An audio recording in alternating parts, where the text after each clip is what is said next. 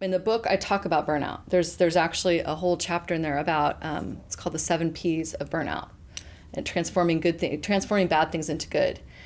And I think 4 of the Ps that I would invite your people to look at, and for anybody, because what I find is there's 7. However, if you address these 4 for personal, they kind of take care of the other 3. So the first 4 are a lack of connection to purpose. And we saw this with the interview we just watched with Bo, right? Where we talked about service and purpose and how that was so important. Like the people that after they sold their businesses, if they were connected to service and purpose still, they did really great. If they weren't, they were miserable, And so lack of connection to purpose and forgetting why we're doing the work that we're doing, that I find leads people to burnout. Lack of connection to presence and just being here right now. Because if I'm always worrying about what happened before or worrying about what's going to happen, then again, I'm not here. That's exhausting. I notice that for myself. Like I notice I could get tired right now if I just want to start thinking about something I'm nervous about next week. I can make up a whole story about how hard it's going to be or how hard this conversation is going to be. It hasn't even happened. Physically speaking, my energy will be low. We've all had the experience. Like we can make up amazing stories.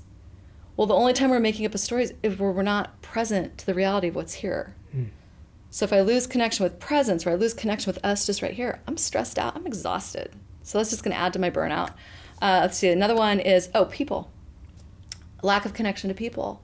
And remembering how I'm in this, you and I are here together. We're 2 human beings. We're 2 human beings doing the very, very best we can. It's connecting to the idea that I'm here to serve and remembering that I'm here to serve people. I'm actually not here to serve the business. I mean, that's an important component of it, but ultimately at the end of the day, it's about serving people. The other piece about the people component is remembering that I have people in my life to support me. So that's a big one that I'm seeing right now is people are getting so isolated and they're withdrawing from we've got people around us all the time, but we're getting withdrawn. Yeah. Because we're so doggone busy and we're not present. And so forgetting that I actually have resources to reach out to, if I can remember my tribe, all of a sudden that brings me back up. And then the 4th one, and this actually is one of my, the one that has been surprising me the most that I've really been looking at, even for myself this last year, has been lack of connection to pleasure and pain. And with that comes play. So, yeah. What? Keep going. It's fun, right? Yeah. So well, I don't know about the pain one. You're like, it's into pleasure, pain, and play. They're all together. Well, if you look at it, so pain. So we all have pain. And we all have trauma and things that have happened in our lives and things that we move through. And I see this all the time with people when they go, well, that happened a long time ago, kind of got to move forward, get on with it. Or, oh, wow, I'm really angry, I'm really hurt, but I don't have space to be that way, or I can't be that way. And so we push away the pain and we override it. It's like a spiritual bypass.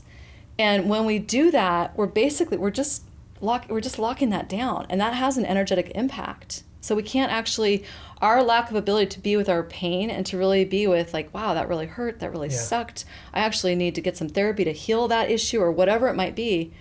Not being able to be with that, we can only be with our pleasure as much as we can be with our pain. So we can't be fully expressed. And then that catches up with you. And this is the thing, I'm seeing this a lot right now with people that I know. I've seen it with myself. If we're not tending to things that don't feel good and we don't give it the nourishment and the support that it deserves, that costs us. And then on the flip side of that is, do we allow ourselves to really have fun and play?